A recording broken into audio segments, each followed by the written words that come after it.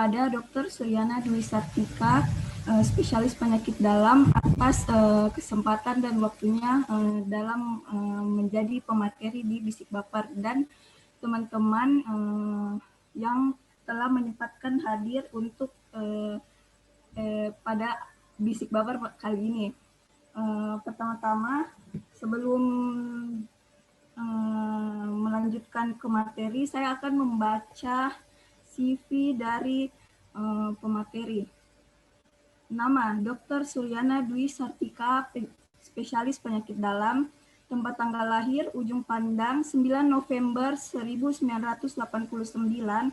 Riwayat pendidikan, SDN Kompleks IKIP Makassar, SMP Negeri 3 Makassar, SMA 17 Makassar, pendidikan dokter umum Fakultas Kedokteran Universitas Hasanuddin, pendidikan dokter spesialis penyakit dalam Fakultas Kedokteran Universitas Hasanuddin.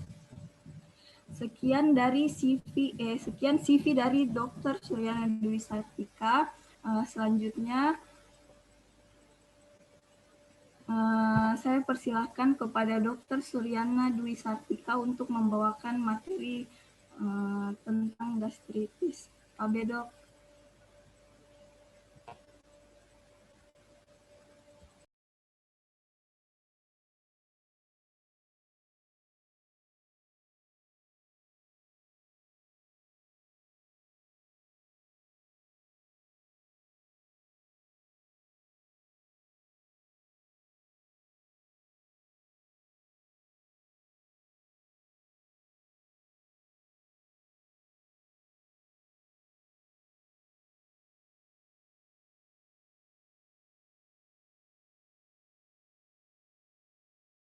Sorry dek, tadi terputus, soalnya sinyal kurang baik.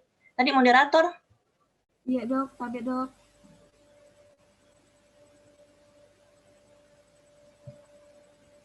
Moderator? Abe, Dokter. Iya, bisa dimulai sudah, Dok. Oh iya, sorry tadi saya keluar dek. Saya mulai dulu nah. Mungkin bisa disable untuk share screen dek.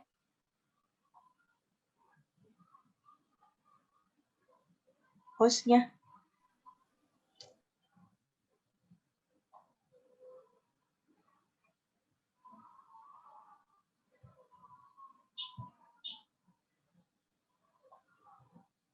Ini memang saya nggak bisa share screen ya?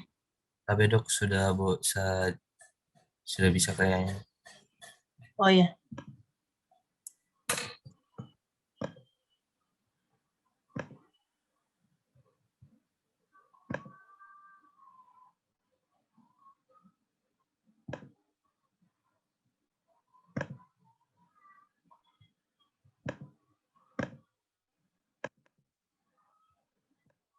Oke, Assalamualaikum warahmatullahi wabarakatuh, dan selamat sore adik-adik semua. Jadi saya diberikan amanah oleh adik-adik BEM untuk memberikan sedikit informasi materi mengenai gastritis. Jadi ini materi yang saya diberikan yaitu gastritis. Jadi nanti kita akan saya akan bahas sedikit. Jadi sampaikan gastritis itu mungkin sudah ada dibahas di blog gastro.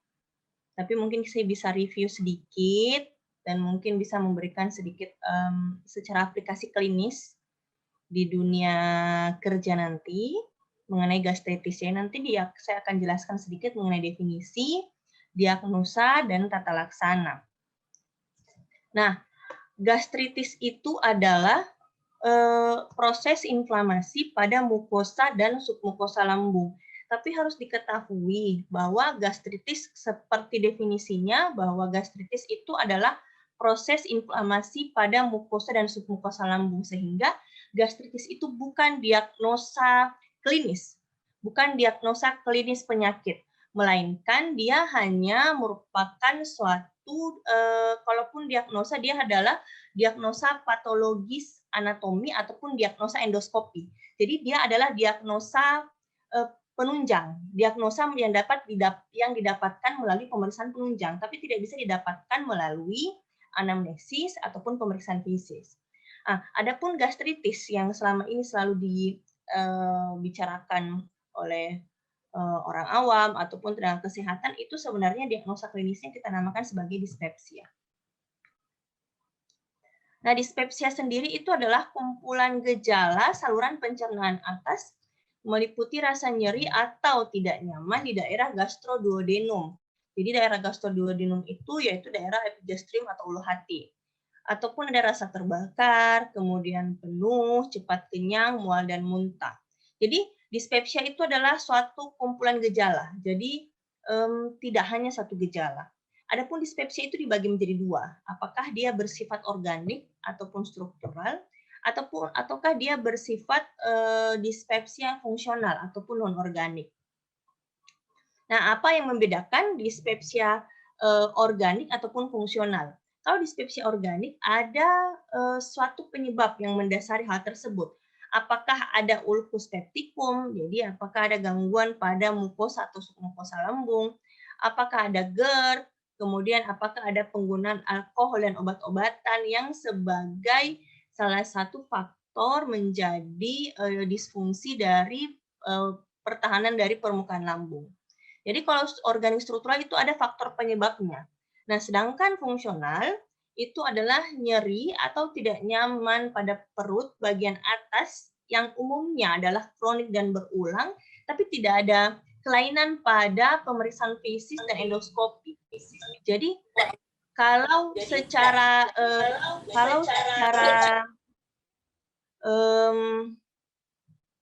guideline-nya, secara yang gold standarnya, kita bisa mengatakan seseorang itu dispepsia fungsional ketika kita sudah melakukan pemeriksaan penunjang, utamanya endoskopi. Jadi ketika di endoskopi normal, baru kita bisa katakan sebagai dispepsia fungsional.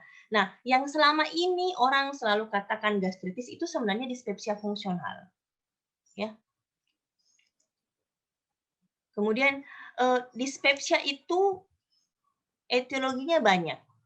Nah, etiologinya banyak. Apakah dispepsia fungsional ataupun dispepsia organik? Nah, yang paling banyak untuk dispepsia organik itu adalah karena ulcus pepticum ataupun ulcus duodenum. Kemudian penyakit reflux gastroesophagus atau GERD, ataupun kanker lambung juga bisa menyebabkan dispepsia. Namun sebagian besar tipe dispepsia itu tidak diketahui penyebabnya atau bersifat fungsional. Nah, kalau dispepsia fungsional itu banyak faktor yang mempengaruhi. Ya, banyak faktor yang mempengaruhi. Contohnya beberapa studi di negara Asia, yaitu studi di India, mengatakan bahwa faktor gaya hidup seperti konsumsi makanan berlemak, kemudian rokok, NSAID, dan aktivitas fisik yang rendah dikaitkan dengan penyebab terjadinya dispepsia fungsional. Kemudian studi di Arab mengatakan yang berpengaruh yaitu merokok, kemudian kurang tidur, stres, ataupun faktor akademik itu juga mempengaruhi dispepsia fungsional. Sedangkan studi di Thailand mengatakan bahwa dispepsia fungsional itu tinggi pada perempuan. Ataukah kalau organik itu kalau ada riwayat keluarga ulcus pepticum, riwayat penggunaan obat, alkohol, dan stres berat. Sehingga dari beberapa penelitian di Asia dikatakan bahwa dapat disimpulkan bahwa faktor diet termasuk makanan yang dibakar, fast food, kemudian berlemak, pedas, kopi dan teh, serta pola hidup seperti merokok, alkohol, penggunaan obat NSAID atau aspirin ataupun kurang olahraga dia berkontribusi pada dispepsia. Kalau kita lihat NSAID kemudian alkohol itu dapat menyebabkan peningkatan produksi asam lambung secara berlebihan.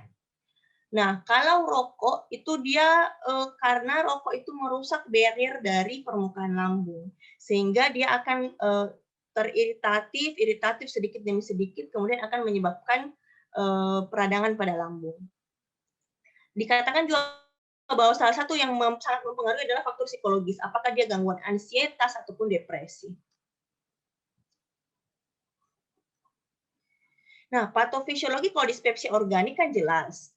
Kalau dispepsia organik itu apakah dia disebabkan oleh obat-obat NSAID yang kemudian menghambat prostaglandin dan kemudian prostaglandin itu dibutuhkan untuk barier lambung, nah itu jelas patomekanismenya. Ada kerusakan dari barier mukosa lambung.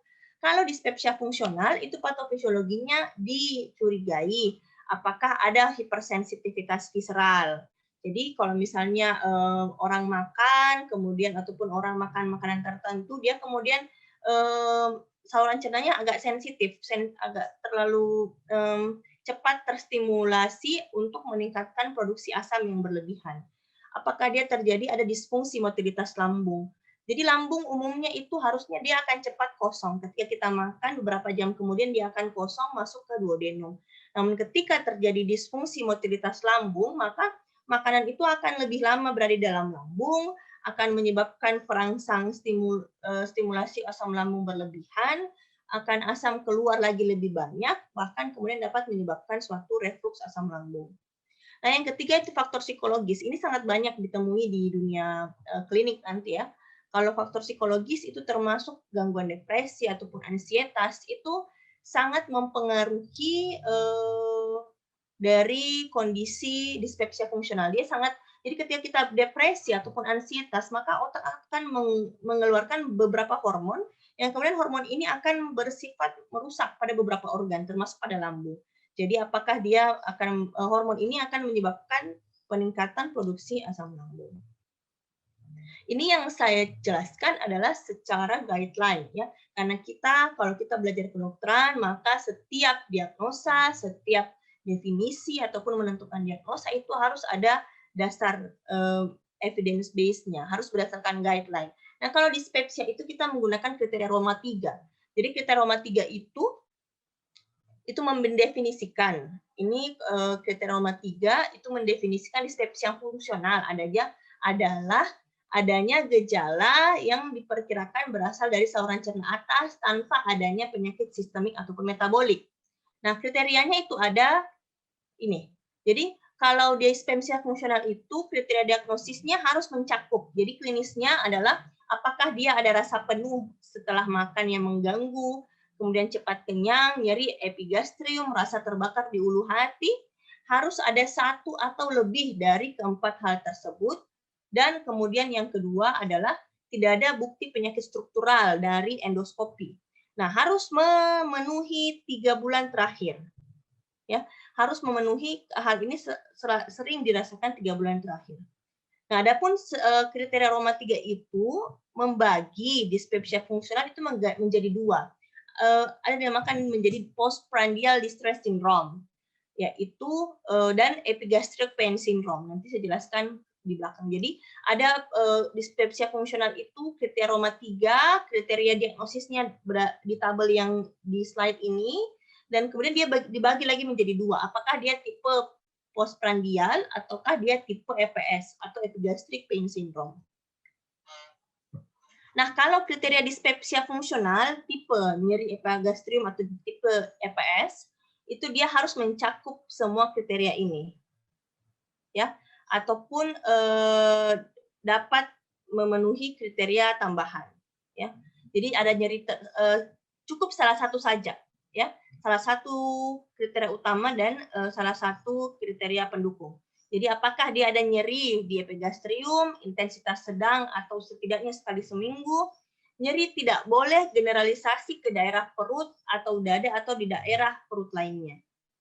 Ya, jadi tidak bisa dikatakan nyerinya semuanya, enggak. Jadi harus ada penunjukan tempat. Jadi tidak hilang dengan buang air besar atau flatus, karena kalau dia nyeri hilang dengan buang air besar atau flatus berarti dia kemungkinan bisa ada gangguan pada saluran usus halus atau usus besar ke bawah, duodenum, jejunum, ileum ataupun kolon, tapi tidak berkaitan dengan gaster. Dan nyeri tidak memenuhi kriteria nyeri kandung empedu atau sphincter OD, ya. Jadi tidak termasuk dengan nyeri. Jadi kan nyeri ulu hati ini kadang disalahartikan sebagai suatu nyeri daerah empedu karena gangguan empedu. Apakah dia kolesistitis akut ataupun dia kolelitiasis. Jadi harus tidak berkaitan dengan nyeri pada daerah kandung empedu. Dan dia harus dirasakan minimal 3 bulan. Kriteria pendukungnya itu nyeri dapat terbakar, biasa diinduksi atau reda setelah konsumsi makanan, dan dia dapat terjadi kriteria tipe EPS ini berkaitan dengan tipe postprandial. Nah, kalau postprandial itu, jadi kalau tipe EPS itu dia lebih ke nyeri ulu hati saja. Nyeri ulu hati, kemudian dia tidak hilang dengan buang air besar, dia diinduksi oleh makanan tertentu, ataupun setelah makan dia membaik. Ya, itu nyeri tipe epigastrium. Nah, kalau dia tipe postprandial, dia itu dia sering cepat kenyang. Jadi rasa penuh pasca makan dalam porsi biasa. Jadi porsi biasa dia cepat terasa kenyang. Jadi cepat kenyang sehingga berkurang porsi makan biasanya. Jadi biasanya mungkin dia makan 1 piring nasi, dia baru kenyang, kemudian sekarang dia hanya separuh saja, baru dia sudah merasa kenyang sekali seperti makan 1 piring nasi. Nah, kriteria pendukungnya itu ada perut kembung ataupun mual, bisa disertai dengan nyeri epigastrium. Nah, kalau kita tata laksana gastritis dikatakan orang awam ataupun tenaga kesehatan yang lain, tata laksananya itu harus diketahui dulu apakah dia tipe epigastric pain syndrome ataukah dia tipe postprandial distress. Karena akan berbeda terapi utama.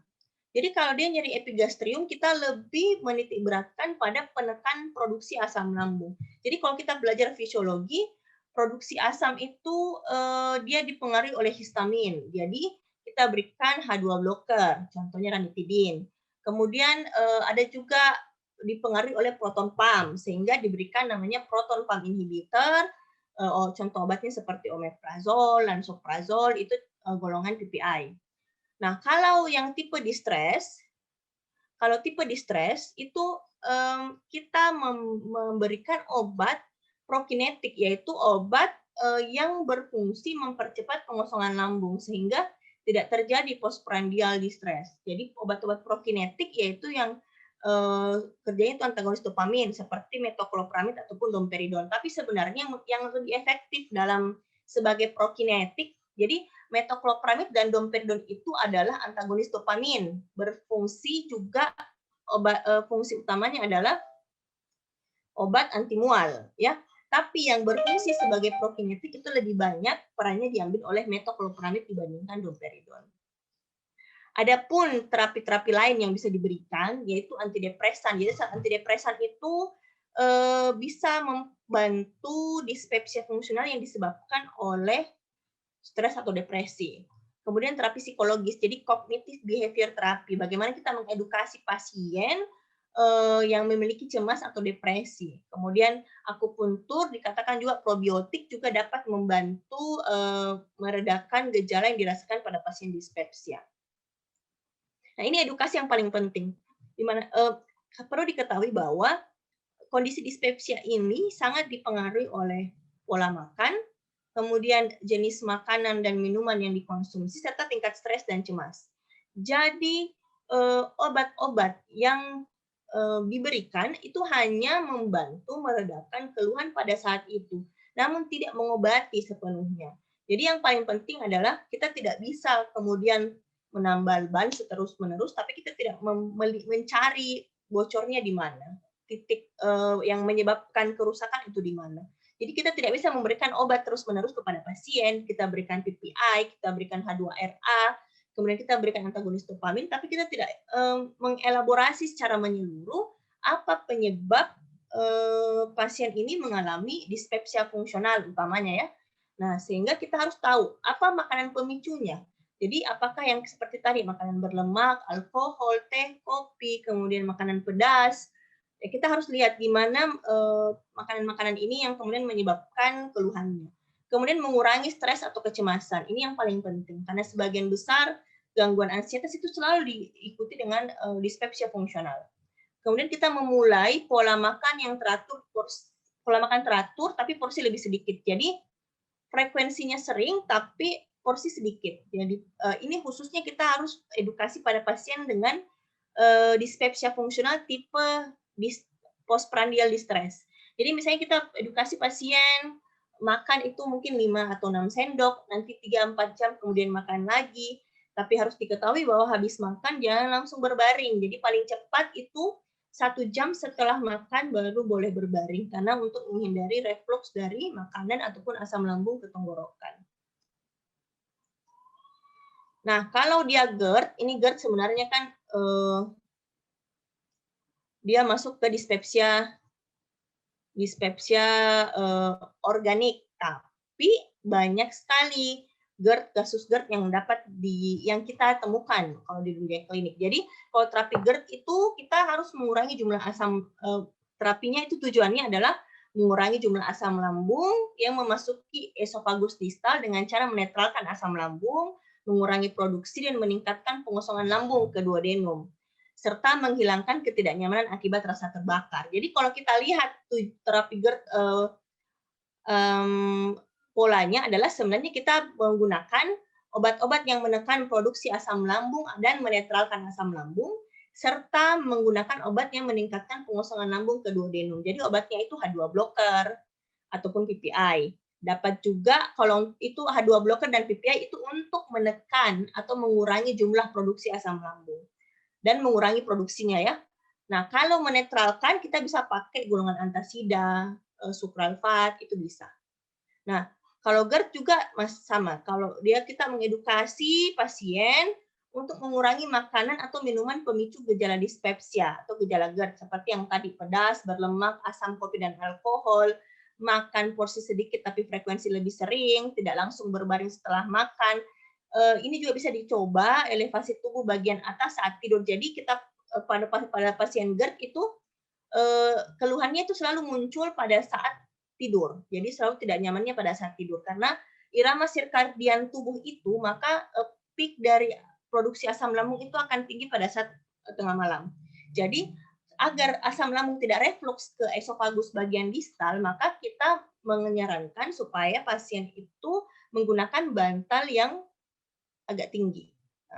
Yang paling penting itu menurunkan berat badan. Jadi berat badan berlebih dianggap berkaitan dengan memperlambat pengosongan lambung dari lambung ke duodenum.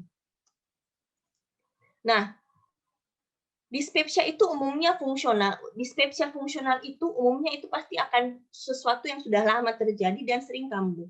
Jadi ada periode dia bebas gejala, tapi kemudian akan muncul periode relapsnya. Secara personalitasnya yang ekstrovert memiliki prognosis positif. Jadi orang-orang yang tidak tertutup selalu menceritakan masalahnya, bukan tipe-tipe yang pemendam sehingga tidak menyebabkan stresor dan ansietas dalam dirinya, itu memiliki prognosis yang lebih baik. Karena dia akan menerima masukan oleh dokter, dia akan menceritakan ketika dia memiliki masalah sehingga stres atau cemasnya itu dapat dikelola dengan baik. Dispepsia ini memang sesuatu yang kronik.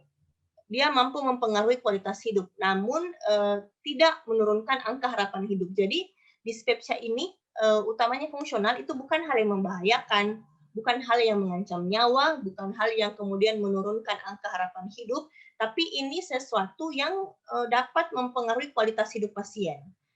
Sehingga orang-orang dispepsia kadang kualitas hidupnya kurang, dia kurang bisa bekerja dengan baik, kurang bisa bersosialisasi dengan baik karena gejala kesehatannya. Ya, terima kasih. Saya kembalikan ke moderator. Oke dok, terima kasih atas materinya. Selanjutnya kita beranjak ke sesi tanya jawab.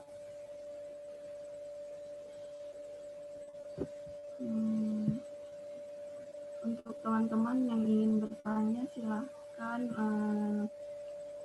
tulis di kolom chat atau bisa raise hand. Dok, ada pertanyaan yang pertama itu dari Nurul Ainun dok. Dok, mohon izin bertanya bagaimana mekanisme telat makan dengan terjadinya nyeri ulu hati dan pada gastritis karena gangguan psikis, apakah tata laksananya didahului gangguan psikisnya atau gastritisnya dok? Dok. Oke. Kalau telat makan, jadi tubuh itu memiliki irama sirkadian, maksudnya irama sirkadian itu pada periode tertentu maka hormon ataupun kondisi itu akan terjadi. Jadi pada tubuh itu produksi asam itu terus berlangsung, tapi dia akan peaknya memang akan berada pada saat pagi hari dan tengah malam, dan dia akan terus, dan pada saat ada makanan masuk. Jadi asam terus terproduksi walaupun tidak ada makanan, tapi kadarnya itu sedikit. Nah, ketika telat makan, maka asam terus diproduksi oleh sel parietal lambung, namun tidak ada makanan yang masuk, kemudian asam lambung itu akan menyebabkan peradangan ataupun mengikis barrier lambung dengan sendirinya, sehingga dapat menyebabkan perangsangan nosisepti ataupun saraf yang mempersarafi lambung untuk terasa nyeri. Jadi setiap organ itu ada nosiseptifnya ataupun ada rangsangan nyerinya. Ketika itu terangsang, maka akan terasa nyeri. Ya, kalau dispepsia akibat gangguan psikis karena gangguan psikis, jadi gangguan psikis dan dispepsia itu bisa saling berhubungan. Apakah kemudian pertama dia dispepsia karena mungkin pola makan, bukan karena gangguan psikis, tapi karena dia adalah tipe kepribadian yang memang ansietas, maka kemudian dispepsia ini bisa menyebabkan gangguan psikis dan kemudian akan memperberat dispepsianya. Bisa juga orang-orang yang memang sudah memiliki gangguan ansietas yang kemudian menyebabkan dispepsia, dan dispepsianya ini kemudian akan memperat gangguan psikisnya. Jadi ini dua hal yang sangat berkaitan, sehingga untuk tata laksananya biasanya pertama tetap pada setiap gangguan, kalau kalian ikut ilmu kesehatan jiwa, itu tetap lini pertama itu kognitif behavior therapy, tapi ini yang agak sulit pada dokter-dokter klinisi karena itu akan membutuhkan waktu yang lama untuk ngobrol sama pasien, bagaimana mengedukasi pasien, bagaimana menenangkan hati pasien, karena kadang-kadang pasien itu perlu penjelasan dokter agar dia mengetahui bahwa kondisi yang dia rasakan bukan hal yang berbahaya. Jadi pertama adalah edukasi, yaitu kognitif behavior therapy. Kita harus terapi pasien, menjelaskan kemungkinannya, pengobatannya, hal-hal yang harus dilakukan. Ketika kognitif behavior therapy ini dianggap tidak efektif, kadang kalau saya di poli, saya tidak langsung memberikan obat ansietas, misalnya golongan alprazolam ataupun clobazam. Kita harus edukasi dulu pasien, tunggu kontrol minggu depan. Ketika minggu depan dikontrol keluhan membaik, sudah tidak perlu. Namun ketika kita memberikan edukasi, kemudian kita mengevaluasi, tapi tidak ada perbaikan, maka sebaiknya diberikan obat untuk gangguan ansietasnya.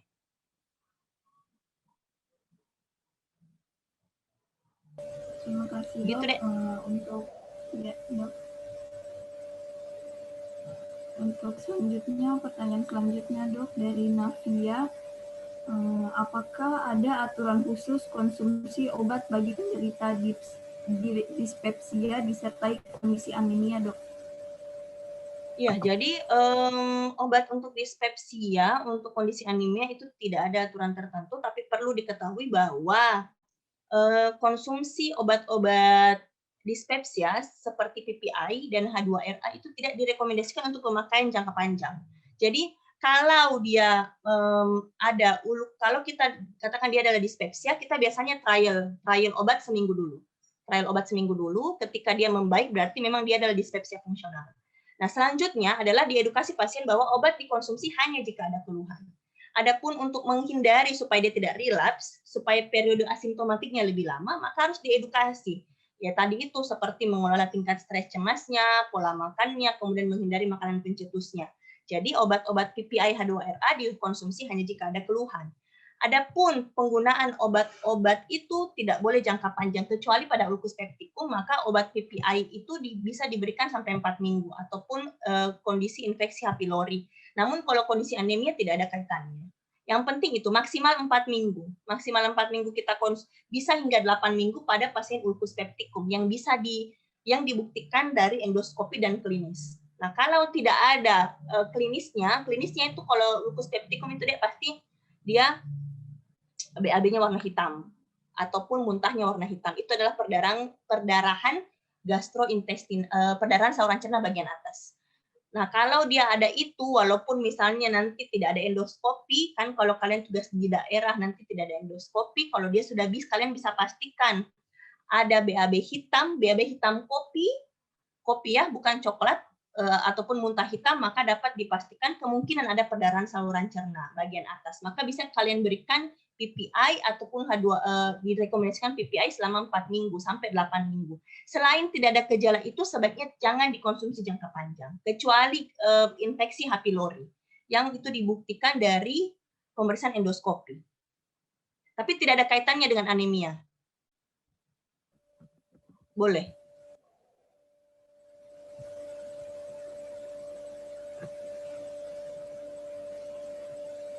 Silakan, Dek.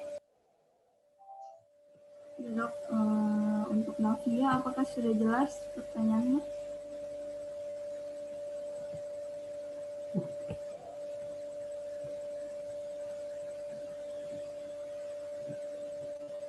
Oke, Dok, ada pertanyaan selanjutnya dari Reza, Dok, mengenai obat-obatan yang dijual bebas di apotek untuk diperjualbelikan ke masyarakat yang merasa menderita gastritis.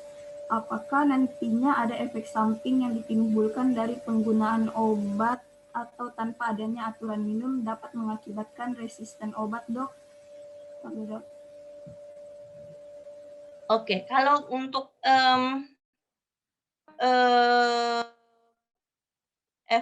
kalau resisten obat tidak, tapi ada yang namanya saya lupa ada bakteri yang bisa disebabkan oleh penggunaan PPI jangka panjang. Jadi kalau dia resisten tidak, tapi penggunaan PPI jangka panjang dapat menyebabkan infeksi bakteri, saya lupa namanya, bakteri tertentu, kalau tidak salah Clostridium difficile, kalau tidak salah. Itu dapat menyebabkan infeksi yang lebih lanjut lagi pada saluran cerna karena penggunaan PPI jangka panjang.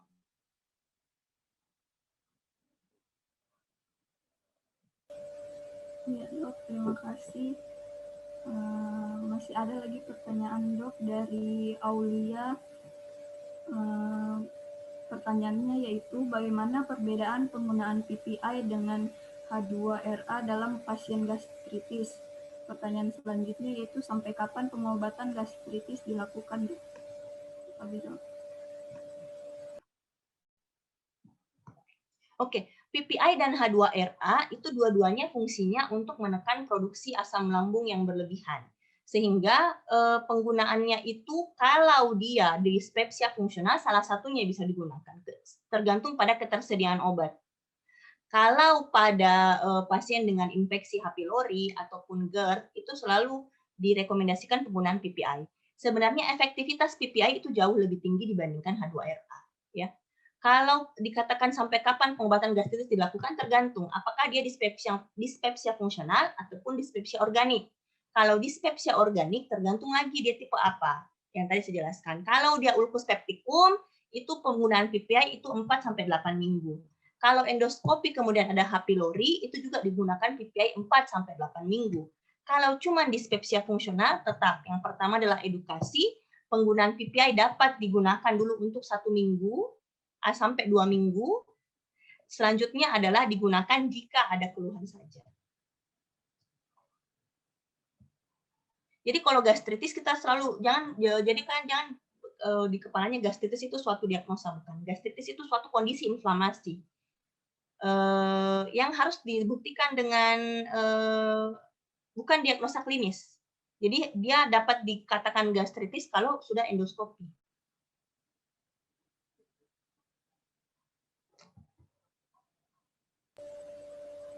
Dok, terima kasih.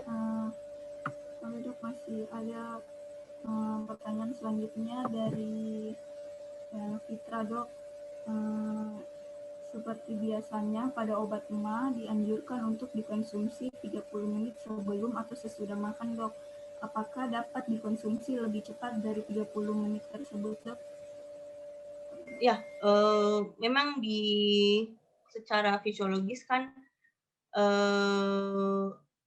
asam lambung akan mendapat peak-nya pada saat makanan itu setelah 30 menit. Namun boleh enggak apa-apa. Boleh dikonsumsi sebelum 30 menit, namun efektifnya dikonsumsi 30 menit sebelum makan. Namun jika kelewatan enggak apa-apa, tetap dikonsumsi. Walaupun efektivitas akan berbeda.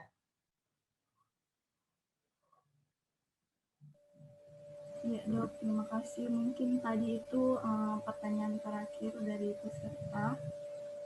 Terima kasih atas waktu dan kesempatannya, Dok. Mungkin bisik baper pada kali ini saya tutup dengan kata Alhamdulillahirabbil alamin. Terima kasih dokter. Ya, terima kasih, Dek. Mohon maaf saya kurang bisa agak lama berdiskusi, soalnya ada urusan mendadak tiba-tiba. Dok, mungkin Oke, terima kasih, Dek. Ya. Pak Dok, mungkin sebelum foto bersama, mungkin penyerahan sertifikat, Dok. Oh iya. Untuk foto.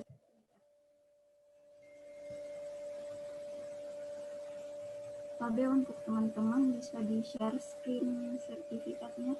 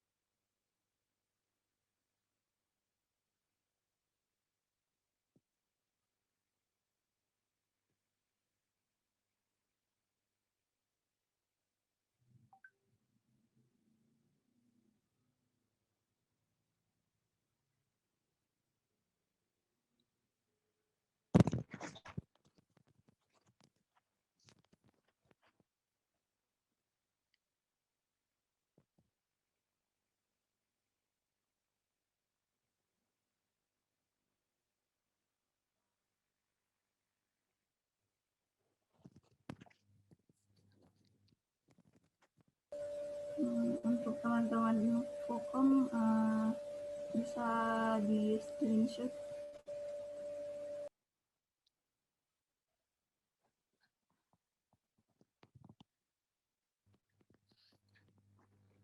Tapi dok, saya hitung untuk sesi foto sertifikatnya 1, 2, 3. Baik, sudah dok, saya kembalikan ke KKPN Pro. Terima kasih dok. Selanjutnya untuk sesi foto bersama dok.